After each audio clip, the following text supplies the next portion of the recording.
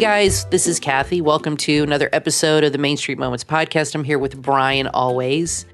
And what we want to talk about many things today on this episode, but the first thing is the new Jungle Cruise movie coming out July 30th on Disney Plus with Premiere Access. Yeah. So Brian and I, they've released a few movies through Premiere Access. The first one I think was Mulan, and then Cruella, which we did not pay extra to see.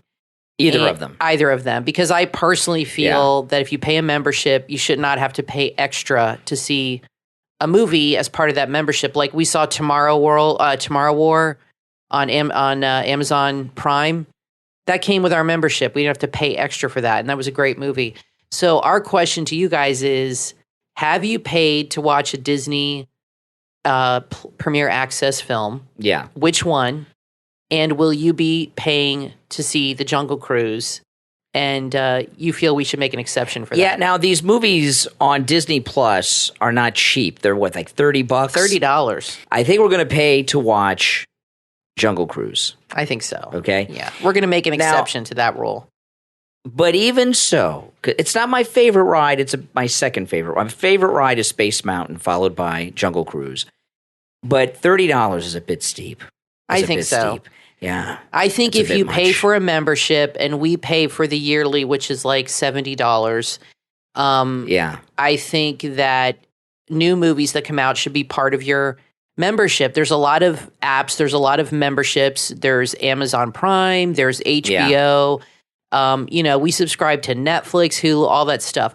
When you watch Netflix and they release a new movie, they don't charge you extra to watch that movie. Same with, like I said, Tomorrow War. Amazon Prime didn't charge you. It was part of your membership. The Tomorrow War on Amazon Prime was, I believe, the most viewed movie in streaming history. The Tomorrow War good. On Amazon. And you didn't have to pay extra. No. And came with your membership.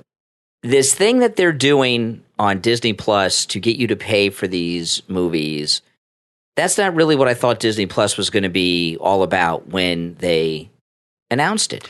Well, I would prefer this. I would prefer to pay a little more for the app and have access to those new films right away without paying extra. So instead of paying $70 a year, they could charge like $90 a year, or how about $75? Or if you do the monthly thing, they could add on a couple extra dollars. That way you have access to all the new released films, because I think it's ridiculous, but we are breaking our own rule, and we will be buying the Jungle Cruise because I really love that ride, and I love The Rock and Emily Blunt, and I definitely want to see it immediately. I don't know how good it's going to be, Jungle Cruise, but I'm not expecting it to be that great because they put off the release of this for a long time, and not just because of COVID. You don't think so? You think they had to change things? Yeah, I don't know if they changed anything, but they've put off this movie for a long, long time. Now, they may have, some people think, I don't necessarily think this is true, but that they were timing the update of the ride itself to the movie. That's possible. But I don't really think so because it's not completed here in Florida. It's only completed out in California. So I don't necessarily think that's the case. I'm thinking when they hold on to a movie for a long time, it's not as good as you may expect it to be. And no, I hope it's very good. I think it was because of the pandemic. I want it to be very good. But other than the Pirates of the Caribbean movies, when they've made Disney rides into films, it's, like the Haunted Mansion with Eddie Murphy. That was awful. Yeah. So I think they're redoing that movie. Yeah, they're making a new one. Yeah, so I hope it's good. But we are going to pay the $30. Yeah. I watched the $30. It seems a bit much. Well, what Disney does is they figure, I think it should be like $15 if they're going to charge. Yeah, I think $30 is a bit steep. Way too much. We're making an exception for two reasons. One, we do like the Jungle Cruise. Yeah, right? we do. And we want to be able to talk about it on the show. So we will do a review here on the podcast after we watch it.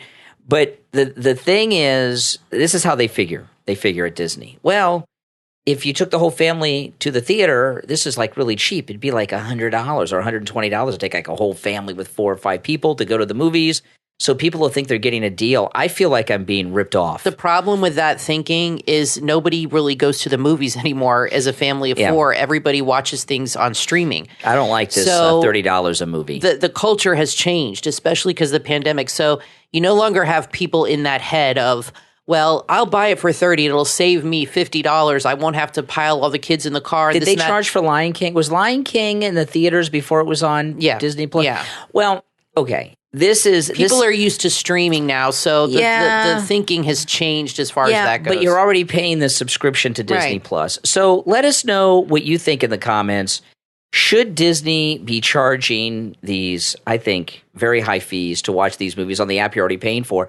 And another thing that's kind of a deterrent to pay to see the movies is they will be available for free after a few months. Yeah, like after 3 months or so. So I guess it depends on how big of a fan you are or something. Like I would pay $30 without blinking to catch the next Star Wars movie the moment it comes out on Disney Plus. I wouldn't even have to think about that. I would pay the $30. I would be there at midnight when it goes live and watch it. I would think with Star Wars, we would see it in the theater. I would rather really. No, they're releasing them at the same time. I've seen every Star Wars movie the day it came out in the theater. But they release these in the theater at the same time they're releasing them on Disney Plus. But if I can watch it at home, I probably won't go to the theater to see the next Star Wars movie. If I can watch it at home the same day, if I can watch the new Star Wars movie the same day at home, I will watch it at home as soon as it goes live. And probably will not go to the theater. I don't think that's true with you. Yeah. You have seen every Star Wars film in the theater since 1977, and so have I. Yes, I know. We saw the original when we were kids in the theater. I remember seeing that with my dad and my brother when I was 7 years old. And I don't think you would do that. I think if it came out on Disney Plus and in the theater... I see them both. But I think you would go to the theater first because that's like a tradition with you. If I could get there at the first showing that day, you would. I would. I don't know. It'd be tough. Well, so far as paying to see the movies on the Premiere Plus on Disney Plus, I think it's a total ripoff. Shame on Disney for doing that. I don't like it. And it really puts parents in a bad spot because, like when Mulan comes out, we could wait. We don't have a little kid. If you got a little kid and Mulan's coming out, I mean, what are you going to do? You got to wait 3 months until it's part of the package. So, it's kind of forcing parents into a situation. Yeah, I think if this movie... Oh, I got one question. I don't know if you know the answer to this. When you pay the Premiere Access, can you only watch it once or can you watch it over and over? You own it. You own it? You own it then. So you own the movie. It's on your Disney Plus platform. Okay. It's not like renting. Okay, so if you get it for the $30, your kid can watch it 80 times. Right. So that's their thinking. Yeah. But we're at our age, we don't watch movies over and over and over again, unless it's Star Wars. I think it should be part of the subscription. They're making a new Indiana Jones movie right now with Harrison Ford. So if that came on Premiere Plus, I would pay for that too. I would pay for that, yeah. They don't have any of the Indiana Jones movies on Disney Plus. They'll have the new one on. You think so? Yeah, I'm sure they're not yeah, they'll have the new one on when it's done and when it's available, yeah. I think Disney is going to release all of their movies this way now. Why do they not have the Indiana Jones movies on Disney Plus? They have the ride. They don't have the all show. Because they have streaming rights to other people. So you think they have the streaming to this? Oh, yeah, for the next one. Yeah, for the past ones, I don't know where they're airing, if they're on Amazon, if they're on Netflix, wherever they are, they have the rights. But when that's over, they'll bring them back. So I want to know if you guys pay for the premiere movies.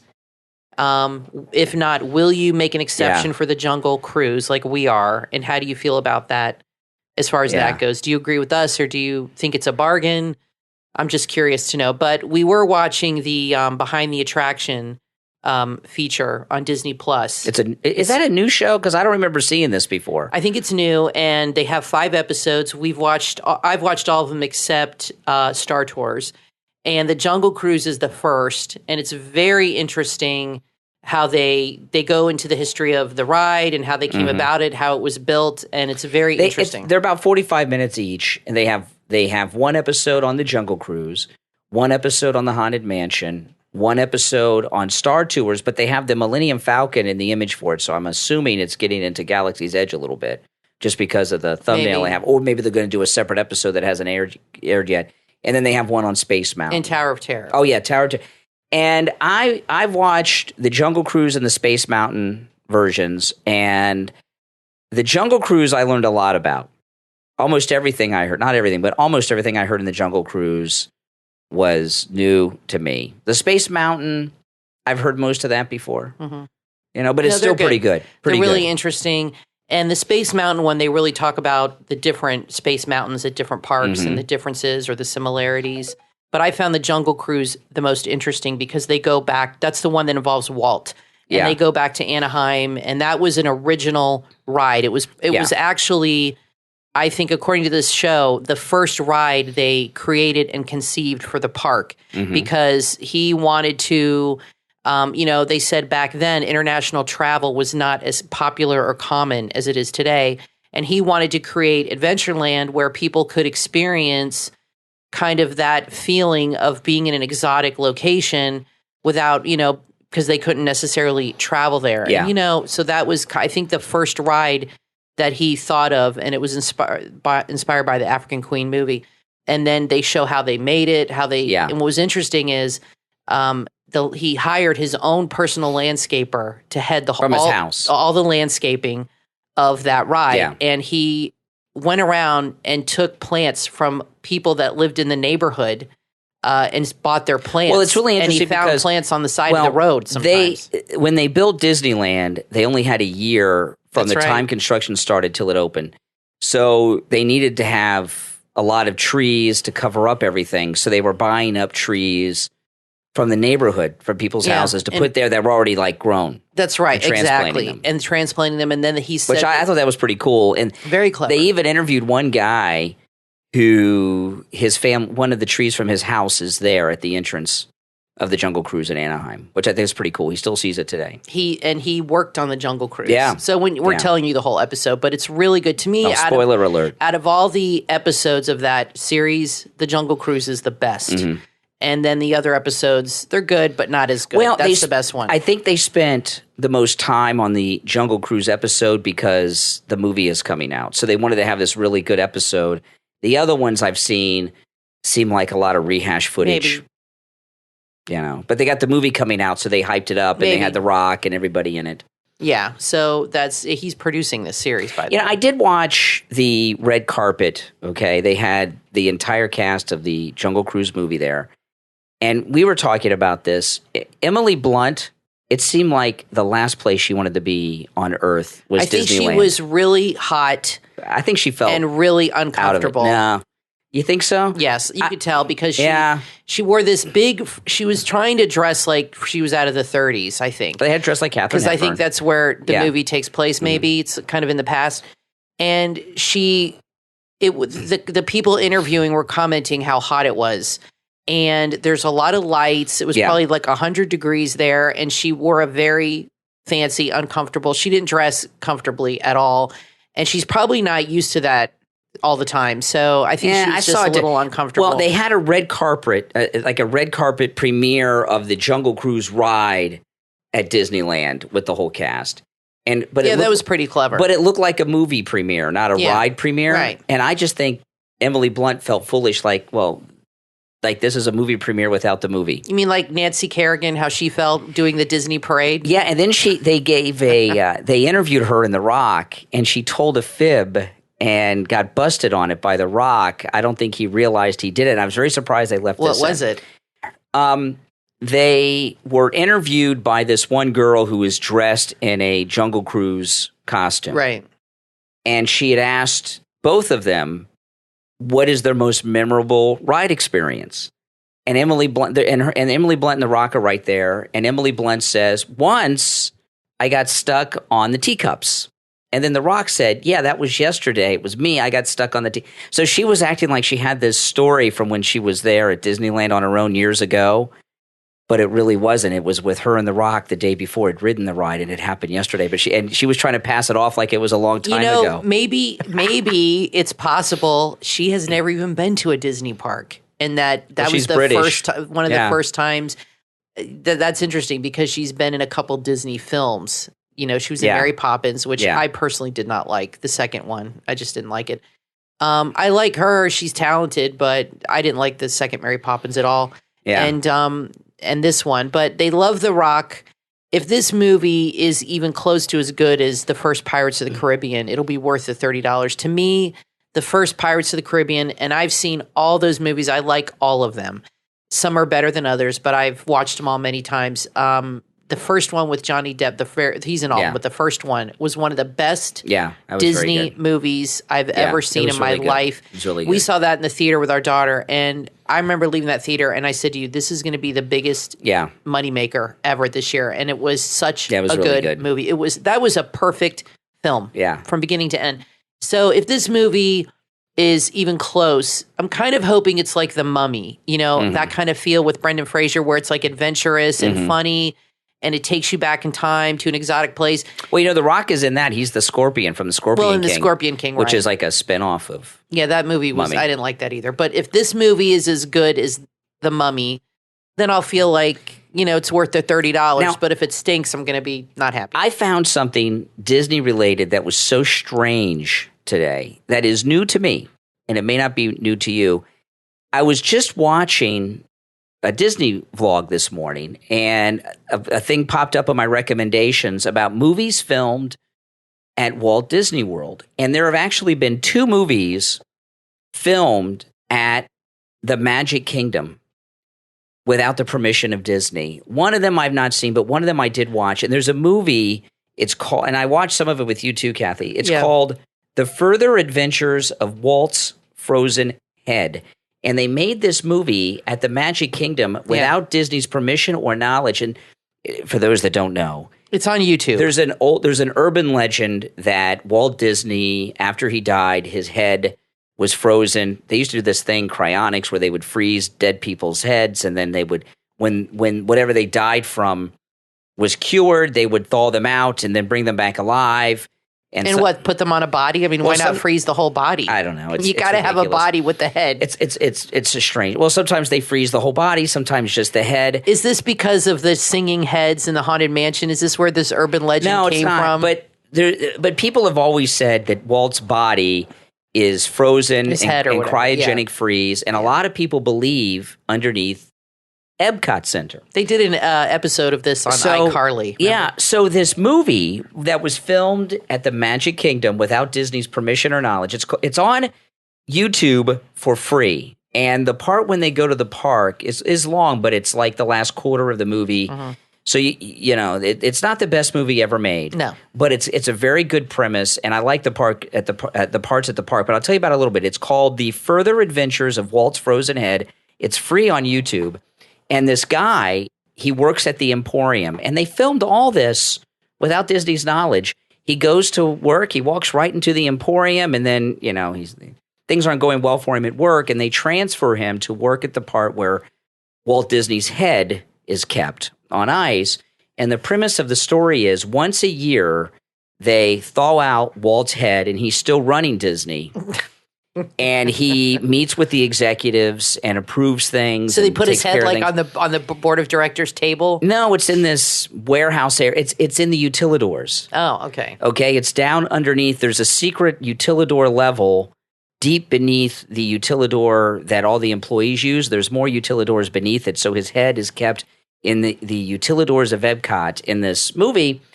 And they can only keep him thawed out for 3 days, or they can't freeze him again. So this guy is assigned to work where the head is, and Walt tells him he wants to go to the parks. The executives won't let him go to the parks. So if he takes his head to the park so he can see the parks again, because he's never seen Walt Disney World, only Disneyland, and he's here. He wants to go to the park. Because he died before Walt Disney World He'll make him an executive with a 6-figure salary for the rest of his life, working at the Disney parks. It's a good plot. So he and his daughter steal Walt Disney. He's thawed out, and I won't tell you the whole story, but they take him to the park. They take him to the park, and they put him in a baby carriage to kind of to hide the thing that the head is in, because it's in this device. And they have an entire. This is a full-length feature film. They ride everything. They go on the Haunted Mansion. They go on Dumbo with Walt's head. It's all filmed inside the Magic Kingdom. Now, keep in mind, this is very low budget. It is low budget. But it's clever. But they use it, and they use very good cameras. would love to see the behind the scenes on how they did this, because when they go in the Haunted Mansion, they film inside the Haunted Mansion. And they even have dialogue when they're on these rides inside the mansion and everything.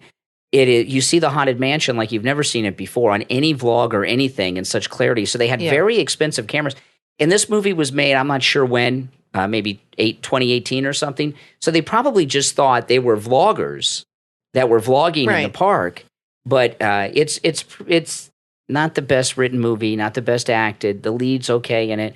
But to see them, if you're a big Disney fan, you'll like it. Well, it's crazy that they filmed this movie without Disney's knowledge or permission. I've never heard of this movie. Maybe you guys have. Well, because the scenes they film in the park are just, they're just normal scenes that any vlogger or anybody else would be doing. There's nothing like that stands out. Like, what is this guy doing? It's all like normal stuff. They go through the front gate at Magic Kingdom. For some reason, they didn't take the monorail. They take the boat. Mm-hmm. And see, they actually, the makers of this movie, since nobody knew they were making the movie, they had no permission. They smuggled inside this case with the thing that supposedly has Walt Disney's head in it. And they even show in the movie what they did to get through bag check with this thing. So they could get through bag check. It's part of the movie. They write it in. And Walt is talking, and he says he wants to take the monorail through the Contemporary, and they say, no, we're taking the ferry. I don't know why they didn't. For some reason, they couldn't get on the monorail with this device. So check out the movie and let us know what you think. If you've never seen this movie, again, it's not the best movie ever made, but the parts in the park are about the last quarter of the movie, and I just thought it was pretty cool. Yeah, it is. And Disney hasn't gone after them to you can't do this? Because there's no like copywriting there. It's not like a fan film for Star Trek where they're using sets and costumes. You know what I mean?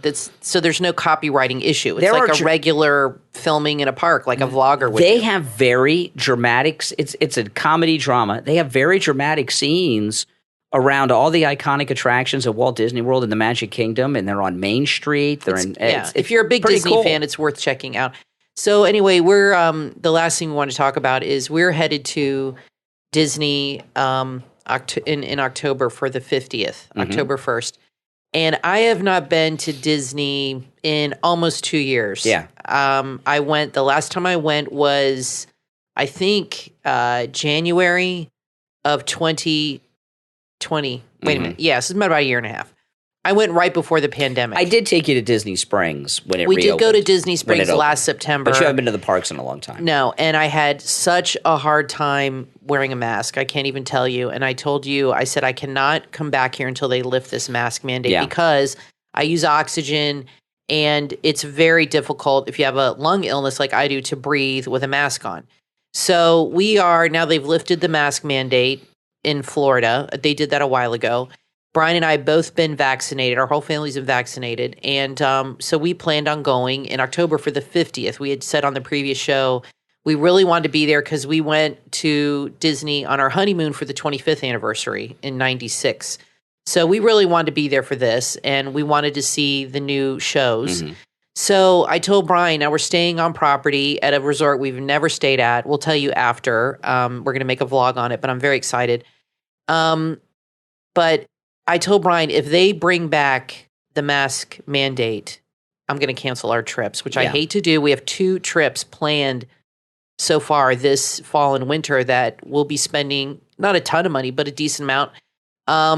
And I just will not go if they bring back the masks. And I want to know how you guys feel about that. My personal feeling is I have been vaccinated. I should not have to wear a mask. They're uncomfortable. It gets a little warm. I have a hard time breathing. And I think if you have been vaccinated, you should not have to wear a mask. What's the point of getting vaccinated? That's kind of the reason I went through it. When they had the mask mandates in, when you had to wear the mask all the time, and I go up for the day trip. Yeah, you did it all the time. I take a lot of day trips. I could only stay at the park 3 or 4 hours, and then I can't handle it anymore because of the heat. The heat. Well, and we also have a lot, humidity here in Florida, so the air's heavier.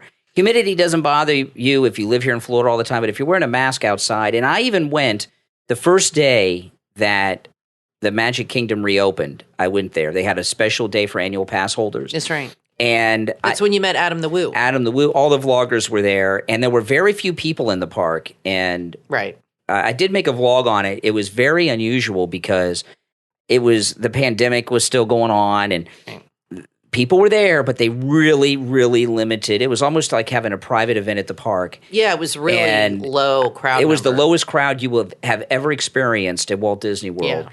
And it was very strange and eerie. And I realized there were no children. People that came didn't bring their kids because they were afraid of the pandemic still, I guess. That's right. But even that day, that was the first day they were open. I think I was there about 3 hours, and I'm like, I can't take this anymore. Well, that was in July, too. Mm-hmm. That was a year ago. So if they brought the mask mandates back, I will not go as often for day trips. But the reason we would cancel our big trip in October is because we're laying out a lot of money for a hotel. So we're going to stay in one of the resorts. We're going to pay through the nose and then have to wear the mask. And the thing about the mask, it's just hard for me because of my illness. Well, you have a lung that makes it harder. Illness. Yeah, but I just can't do it. One of the things I've not liked about the mask at Disney World, beyond wearing the mask, is Disney became very, very big on enforcing the wearing of the mask. Oh yeah, and the employees got very bossy. And that when you go to Walt Disney World.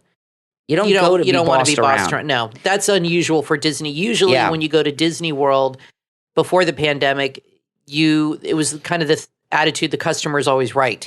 Yeah. And not only that, the customer gets whatever they want and you never hear the word no. Especially at Disney prices. I've heard many people say how when you go to Disney, you never hear the word no. You ask and they figure out a way. I heard a lot this last year. I understand there's health protocols and I understand the severity of the virus. But I feel if you have been vaccinated, which I have, and believe me, when I got vaccinated, I didn't have major side effects, but I was really, really tired for about a month. Yeah. I mean, it was not fun. And Brian felt a woozy, like kind of stomach and issues for a few days. And I was tired too. And we both had fatigue for about 3 to 4 weeks dealing with it, which is obviously okay because it's better than getting COVID.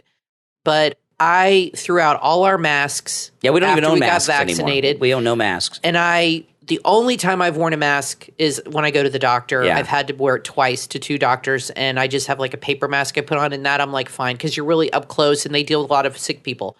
But when you go to Disney, you're outside 80% of the time.